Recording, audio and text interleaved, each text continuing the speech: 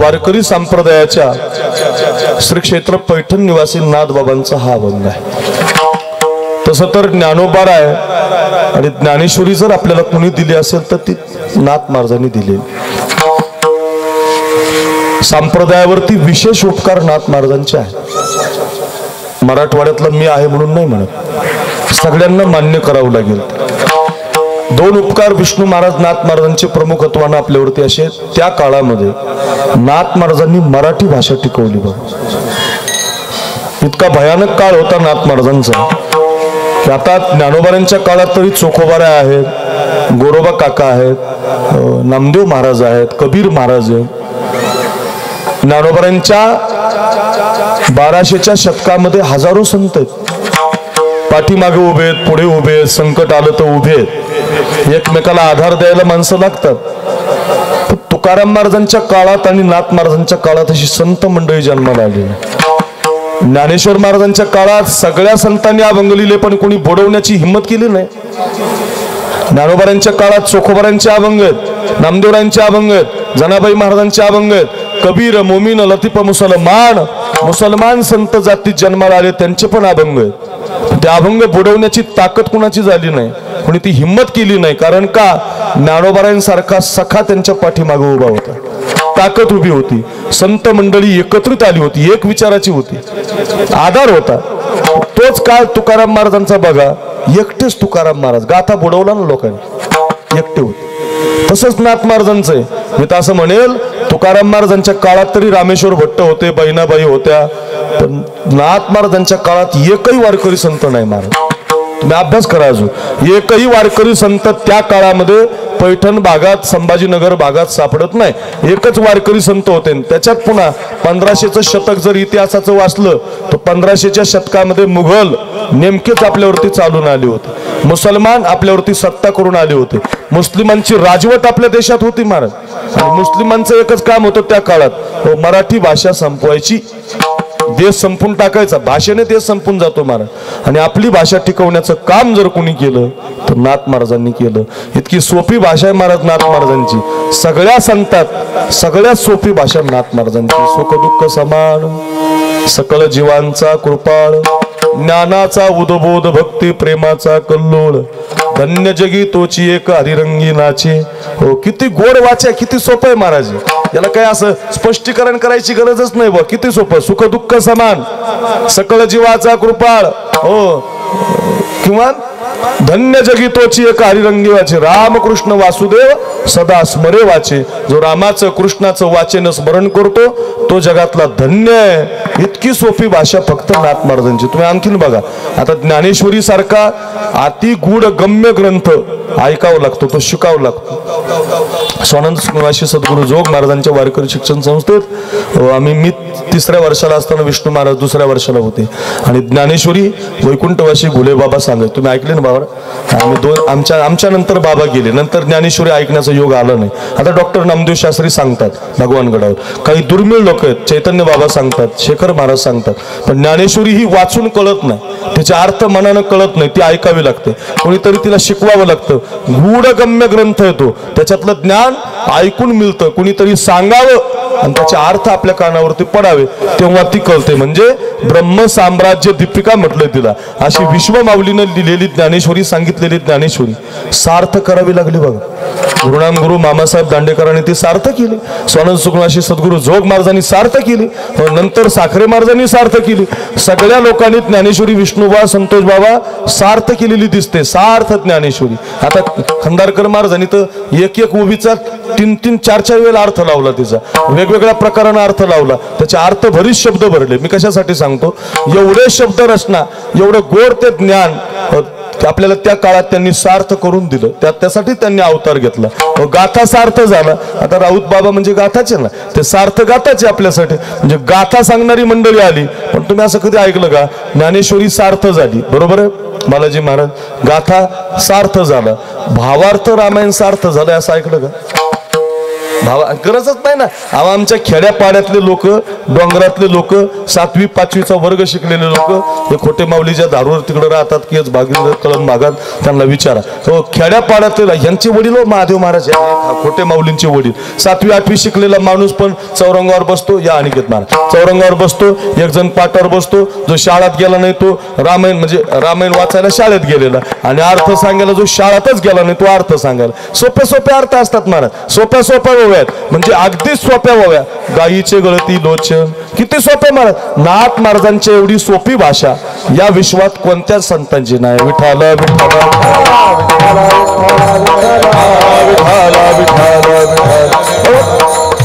वासुदेव तेवढे सोपे, नाथ महाराजांचे एवढे वासुदेव सोपे नाहीत महाराज. नाथ महाराजांचा पिंगळा गायला विशाल महाराजांनी, पिंगळा किती सोपा आहे महाराज. नुसता पिंगळा गायला नाथ महाराजांचं तर महाराष्ट्रात नाव झालं. मग लोक पिंगळाच ऐकायला जमायला लागली. त्यांच्यानंतर 10-20 जणांनी त्याची कॉपी केली, ते बी चालायला लागले. मग काही बंदच नाही मग. कशासाठी? ते नाथ महाराजांचं, ते काय आपली कॉपी आहे का ती?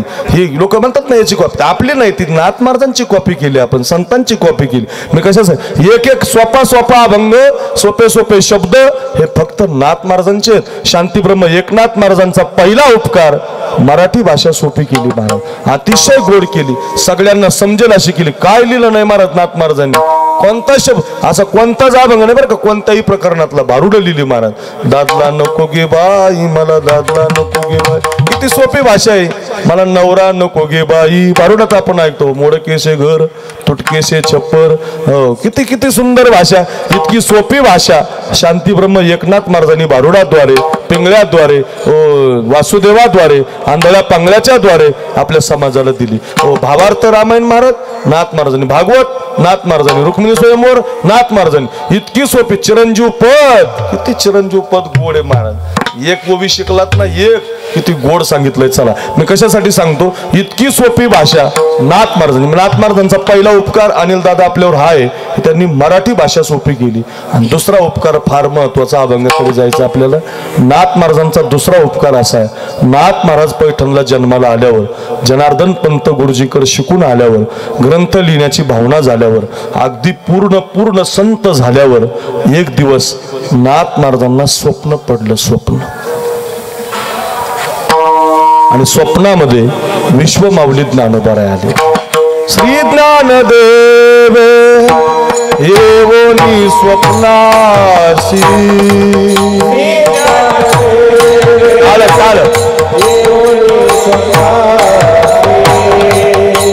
श्री ज्ञानदेव येवोनी स्वप्नाशी,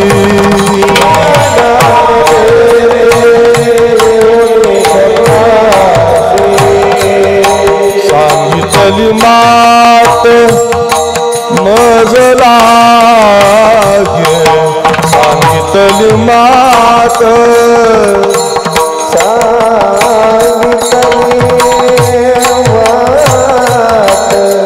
विको विको मात नाजूक टाळ, नाजूक टाळ वाजवा. सांगितली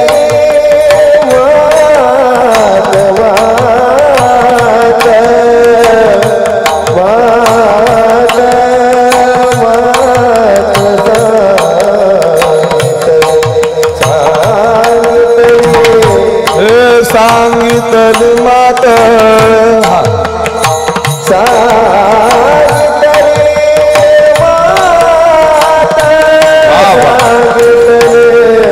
सांगितली मात, नाथराया सांगितली मात. अनिकेत महाराज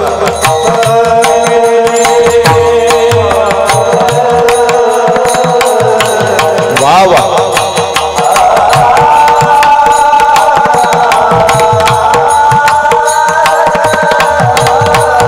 वा रे वा.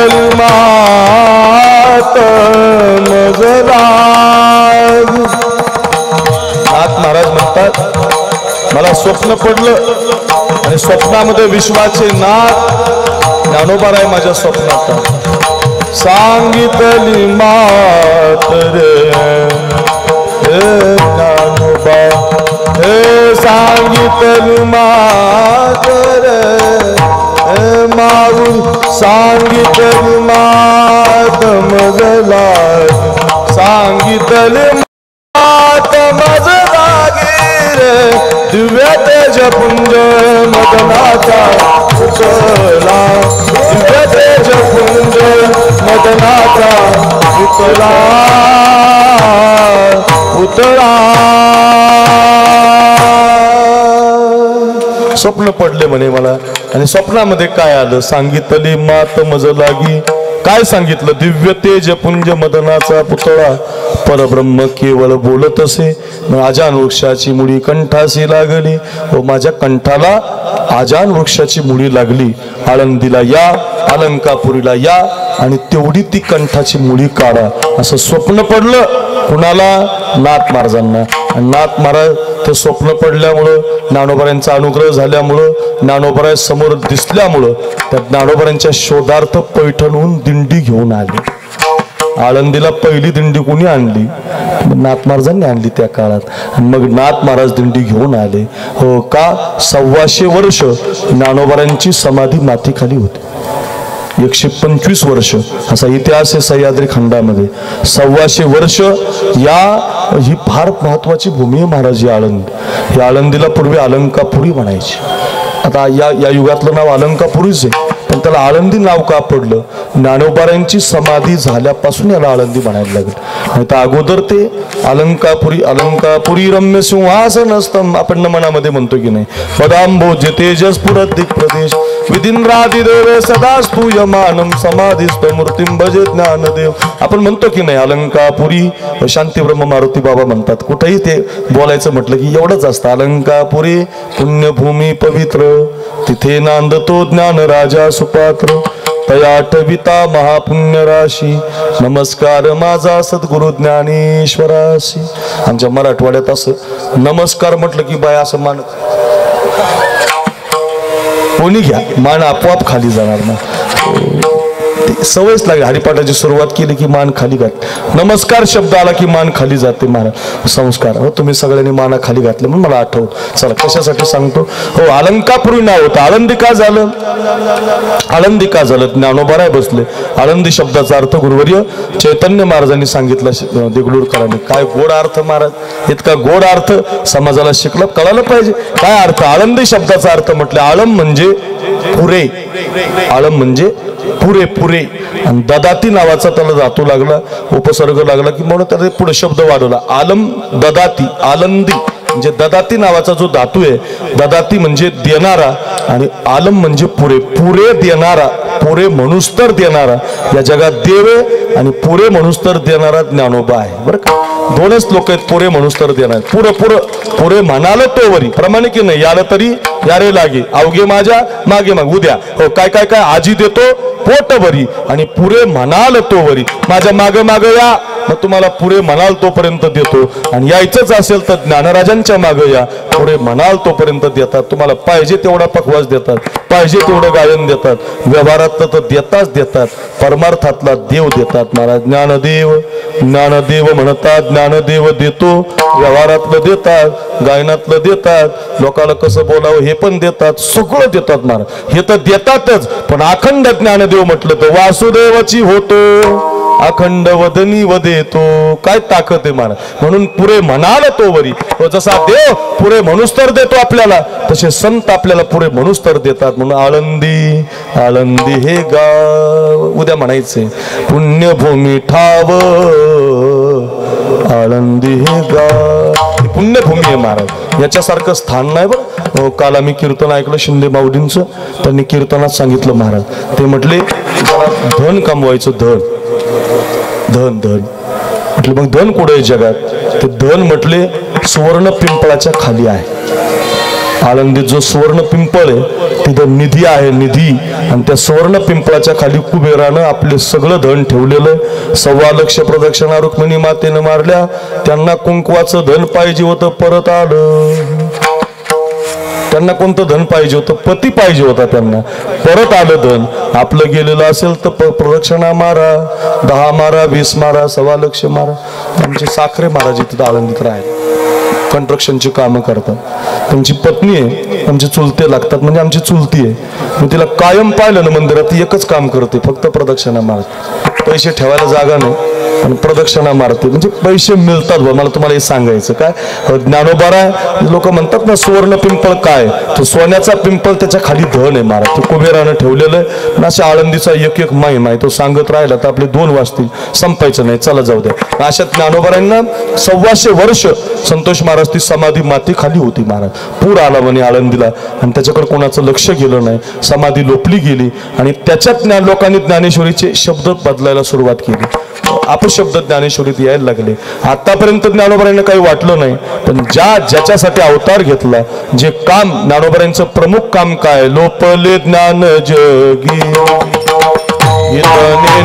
ती कोणी, लोपले ज्ञान जगी.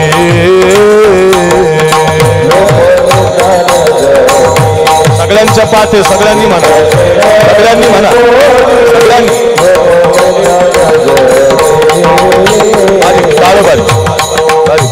खालचे म्हणा, खालचे माग म्हणा.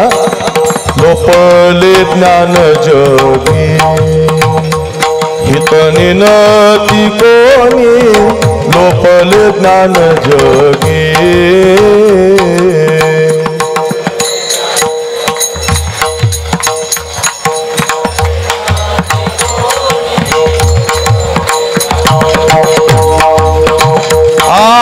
अवतार पांडुरंग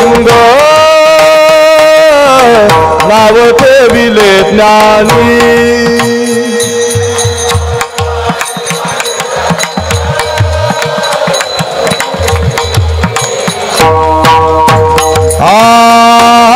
अवतार पांडुरंग नाव ठेविले ज्ञानी. बोला अवतार पांडुरंग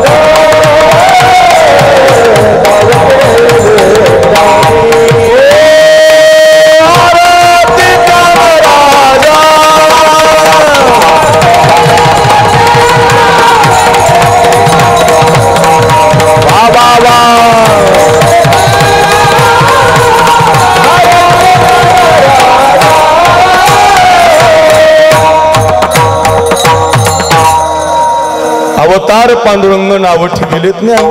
ज्या ज्ञानासाठी ज्ञानोबा जन्माला आले, त्याच ज्ञानेश्वरीमध्ये चुका व्हायला लागल्या, शब्द अपशब्द यायला लागले.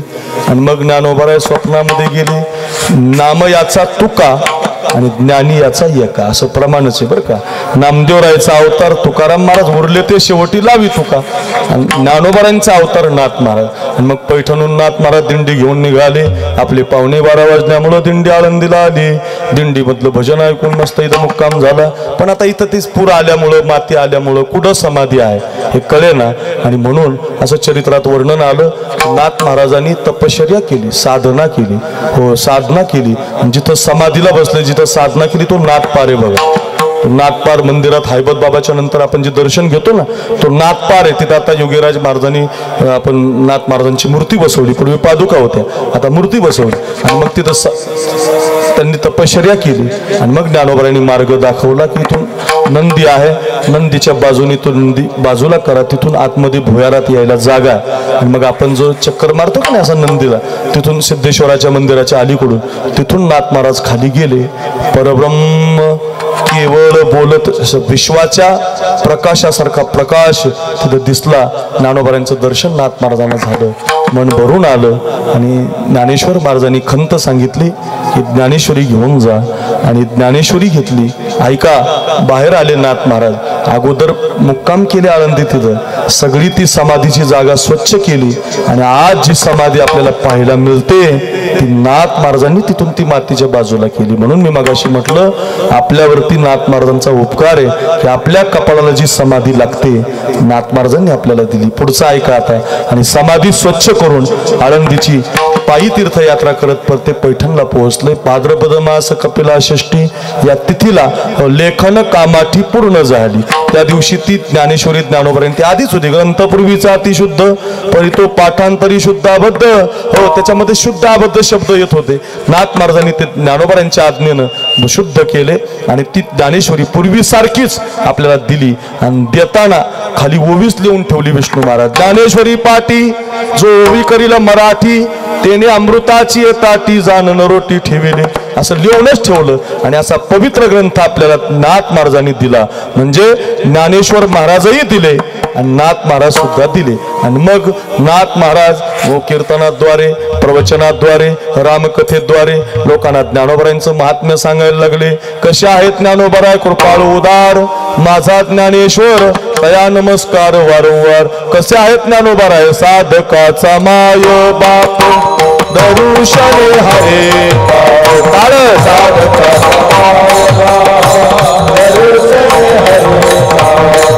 साधकाचा माय बाप दरुशने हरे काळ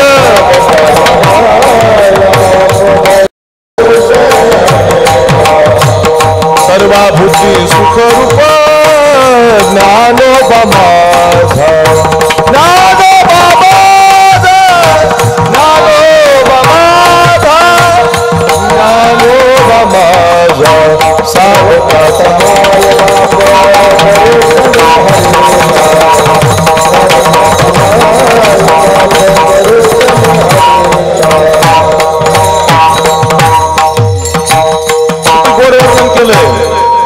ते भजन आपण मग तयार केला. तर सगळेच महाराष्ट्रात एवढं भजन लोक गायला लागले. आणि खरं सांगू हे भजन तयार झाले पाहिजे.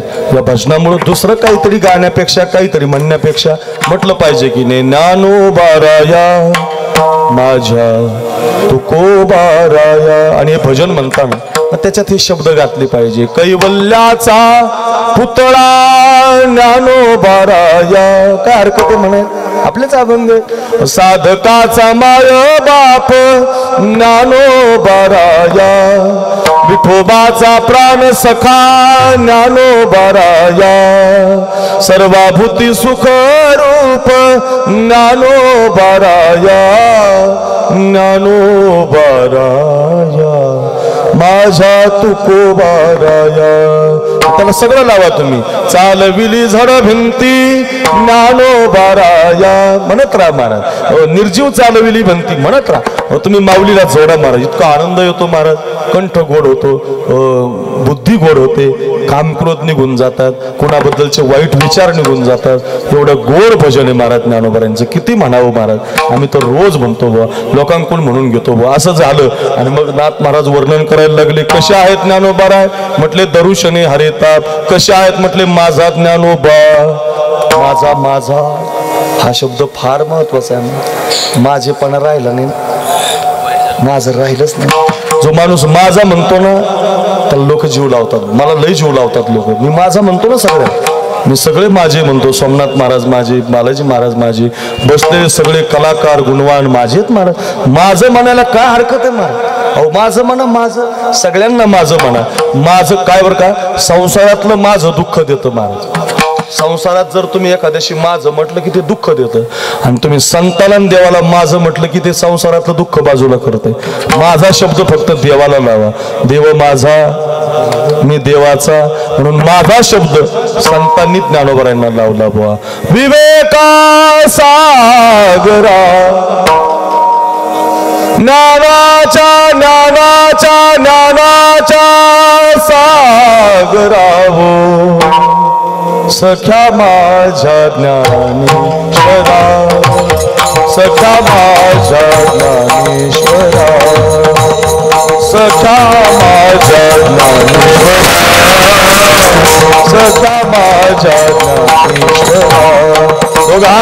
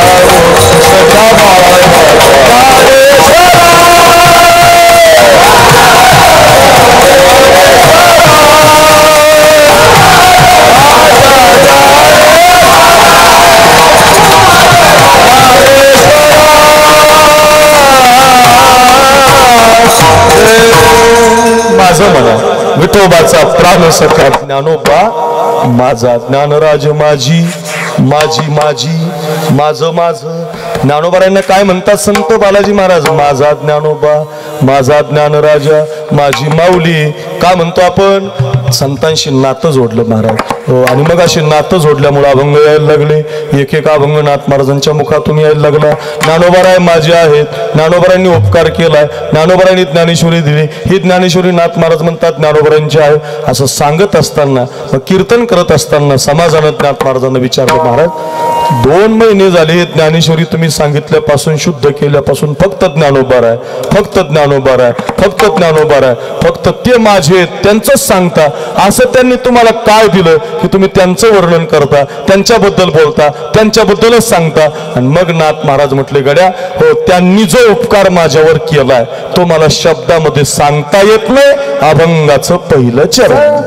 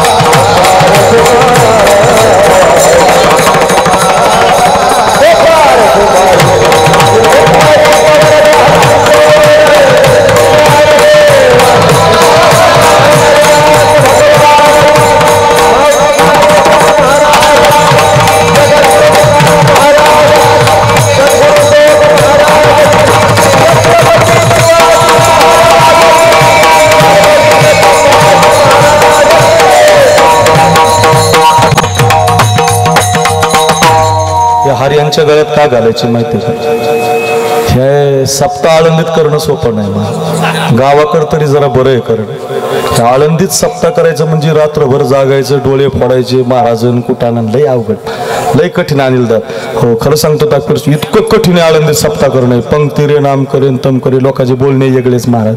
लय कडे ते माऊली झोपलेच नाही रात्रभर, डोळे बघा ते. सोमनाथ महाराज ज्ञानोबरांची इतकी सेवा करण्याचा छंद आहे. रात्रभर सप्ताह तर ठेवलाय, रात्रभर गडी मंदिरात आहे महाराज, जागर हायच तिथं. ती पालखी त्यांच्याकडेच आहे. म्हणजे सोमनाथ महाराज, माऊली महाराज जोरात टाळी वाजवा दोघांसाठी बरं का. खूप कष्ट आहेत बरं. आणि माझा तर जीव आहे सोमनाथ महाराज, म्हणजे माझं हृदय महाराज, मला खूप आवडतात ते. या वाघोली पट्ट्यात आलो मी की त्यांची सगळी मुलं असतात आणि खूप गोड आहे महाराज, त्यांचं हृदय फार पवित्र आहे. ते आळंदीकर मंडळी त्यांच्यावर प्रेम करतात, फार प्रेम करतात. वाघोली फार प्रेम करते, कुरळी करते, मुळी करते, असे पंचकृषी. माऊली दौंड करतात या भागाचं रत्न हिरा येतो. या भागातले सगळे कीर्तन, प्रवचन फार लोक जोडलेली त्यांनी, आणि माझे गुरुबंधू येते, खूप अभिमान आहे त्यांच्याबद्दल मला. अगदी माऊली दौंडकर महाराज आणि सोमनाथ महाराजांचा हा सप्ताह आहे. आपण सगळे त्यांना सहकार्य करतात, चटई उचलण्यापासून तर पार पंक्ती, अन्नदान. आता बघा अनिल सर आले, आता ज्यांनी हार घातला ती मंडळी आली. किती गोड मंडळी आहेत सगळे. आपण महाराजांना सांभाळा, माऊली महाराजांना सांभाळा, आमच्या सोमनाथ महाराजांना सांभाळा.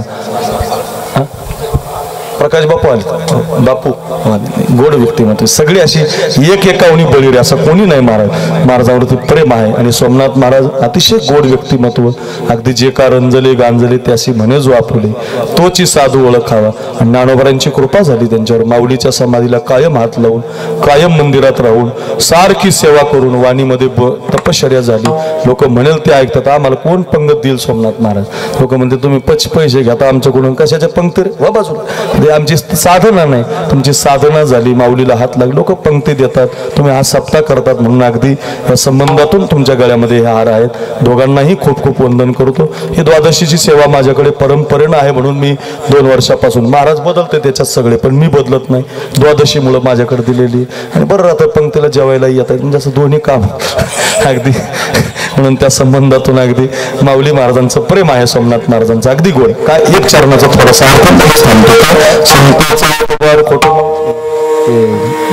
तयारी बरं का. हा पोरगा बरं झालं हा बसला, हो त्यांनी ते बसले म्हणून आता एक थोडं संताचा उपकार सांगावया किंवा वर्णावया नाही पार. नाथ महाराज म्हटले गड्या सांगता येणार नाहीत ज्ञानोबारांनी काय उपकार केलेत, ते शब्दामध्ये बसत नाही. आणि संत जीवनाचे काय सांगू आता, संताचे उपकार किंवा काय वाणू आता, न पुरे हे वाणी, हे सांगता येत नाही बाबा, वर्णनामध्ये बसत नाही, शब्दाच्या पलीकडचं येते. वर्णनात संतांचे उपकार सांगता येत नाही.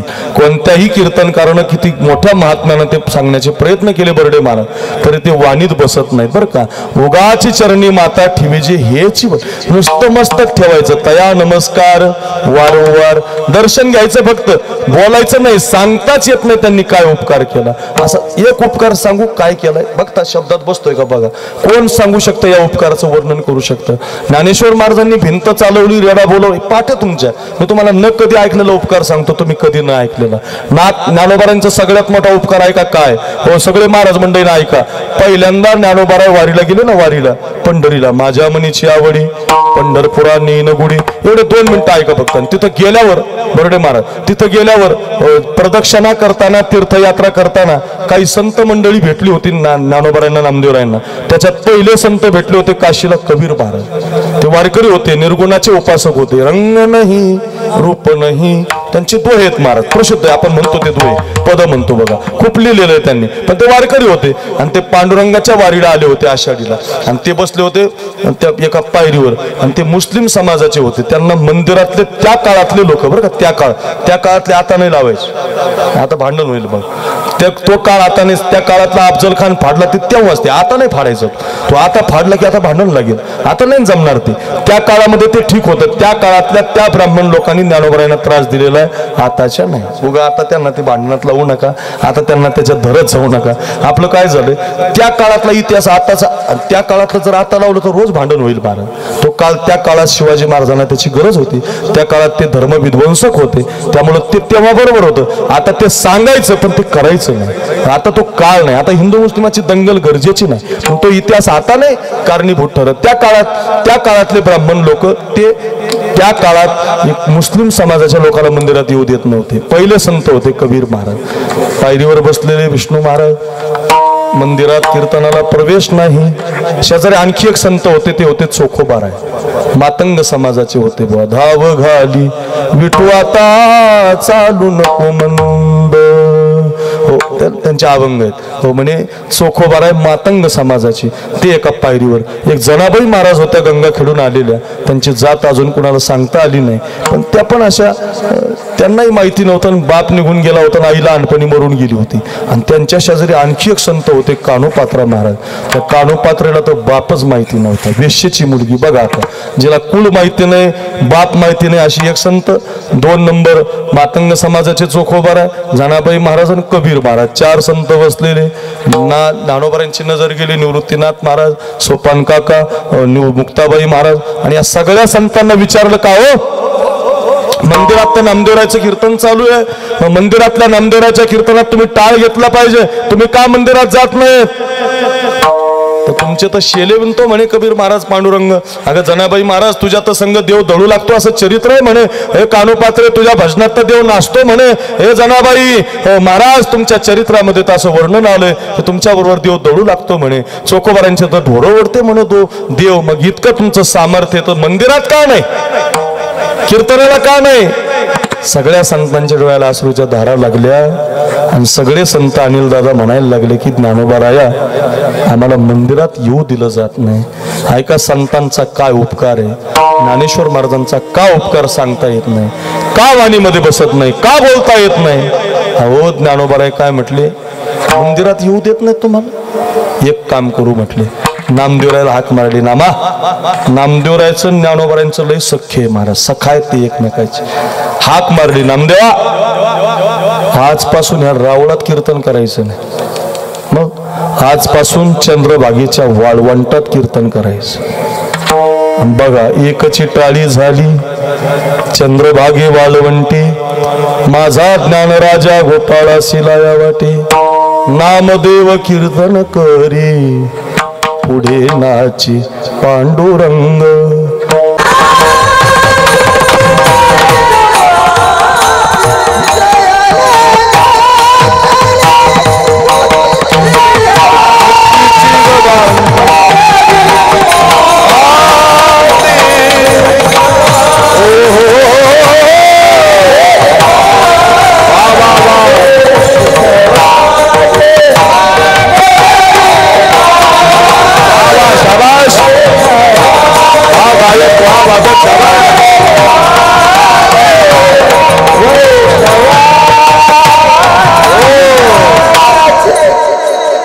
सगळे उभे केले. कबीर महाराज, चोखोबाराय, मग कबीर महाराज अभंग लिहितात, चोखोबाराय अभंग लिहितात, नामदेवराय अभंग लिहितात. सावता महाराज म्हणतात आमुची माळियाची जात, शेताला उभा गाईत. तिकडं सेना महाराज म्हणतात आम्ही बारीक बारीक, हजामत बारीक. नरहरी महाराज म्हणतात नरहरी सोनार हरीचा दास, भजन करीतो रात्रंदिवस, तुझ्या नामाचा व्यवहार, देवा तुझा मी सोनार.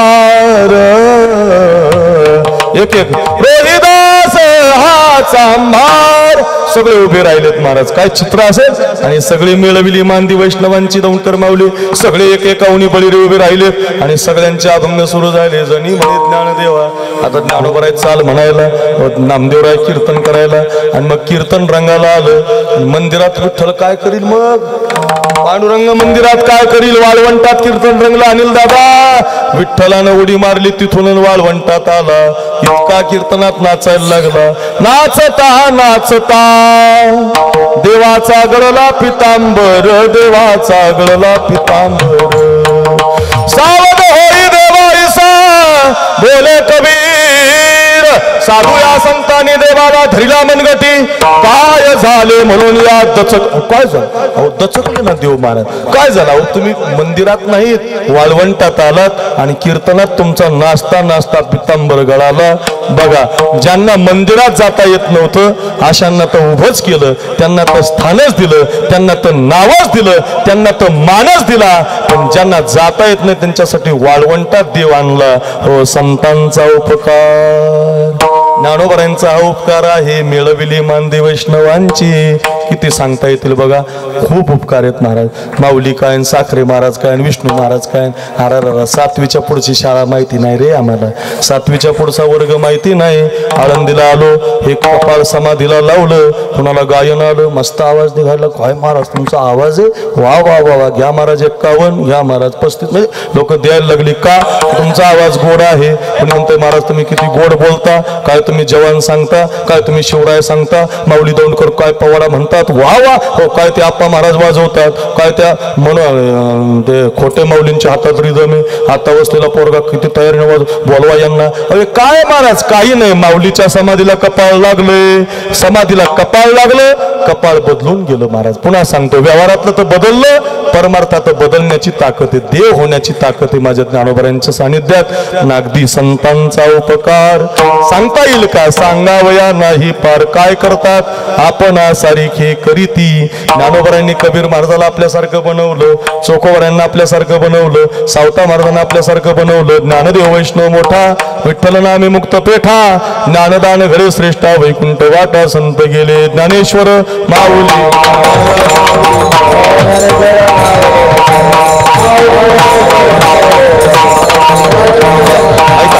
द्वादशीचा पर्व काळ आहे. एकदा सगळ्यांनी असे 2 हात वर करा सगळ्यांनी. वा वा, सगळ्यांनी वा, काय गोड चित्र आहे बघा. माझ्या माग म्हणा, ज्ञानोबाराया माझा तुकोबाराया. बोला बोला बोला, खूप गोड भजन आहे, फार सुंदर आहे. माऊलीची कृपा होईल. कैवल्याचा पुतळा